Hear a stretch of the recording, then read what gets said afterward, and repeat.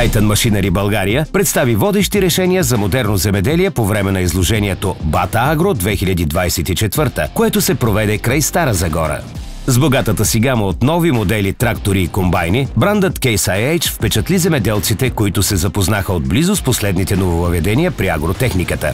Сред тях бе новият флагман при тракторите Case IH, гумено-верижният Quadtrac 715, а също и новите Magnum, Optum и Puma, оборудвани с системата за автоматизация и мониторинг EFS Connect. Специално за Bata Agro на щанда на Titan Machinery дойде и бизнес-директорът на Case IH за Централна и Източна Европа Харалд Бойтленер, който сподели: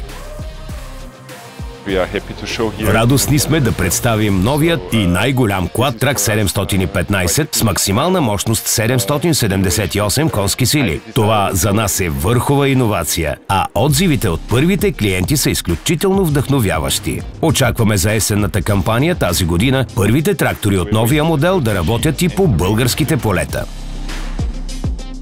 Важен акцент за професионалистите в земеделието бе и новият Magnum 400 EFS Connect с максимална мощност 435 конски сили. Тракторът е снабден с интегрирана система за автоматично управление с възможност за изцяло дистанционен мониторинг на машината. В кабината е налице новият дисплей EFS Pro 1200 и подобрена версия на мултифункционалния джойстик. Голямо предимство на всички нови трактори от серията EFS Connect е, че позволяват дигитална свързаност посредством онлайн портала MyCaseIH, а отскоро и с приложението за мобилни телефони FieldOps. Това прави управлението на техниката в стопанствата по-лесно и по-ефективно. По този начин даваме отговор на най-взискателните клиенти да получат бързо синхронизиране и данни от всички свои машини. Голямото предизвикателство обаче е дигитализацията в машините да бъде достъпна и за по-малките фермери. Защото това е бъдещето и ние в Case IH сме разработили иновационни решения за всички серии трактори. По време на Bata Agro 2024 на щанда на Titan Machinery беше изложен и комбайн от новата генерация Axial Flow 160.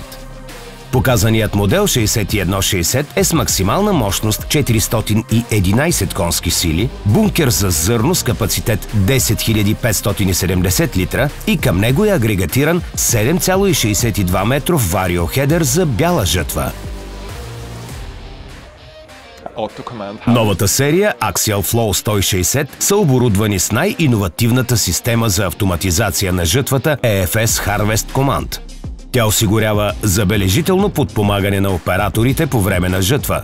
Надграждането при малката серия машини идва като наследство от голямата серия комбайни, като при тях автоматизираната технология е вече усъвършенствана и доказала се. Голямо предимство при комбайните остава и това, че ние в Case IH продължаваме да развиваме еднороторната технология, която е доказано ефективна и лесна за обслужване. Професионалистите в зърнопроизводството могат да очакват скоро и флагманите сред комбайните от най-новата серия Axial Flow 260, които са с мощност от 500 до 635 конски сили, както и така нашумелия в последно време AF10 комбайн от нова генерация.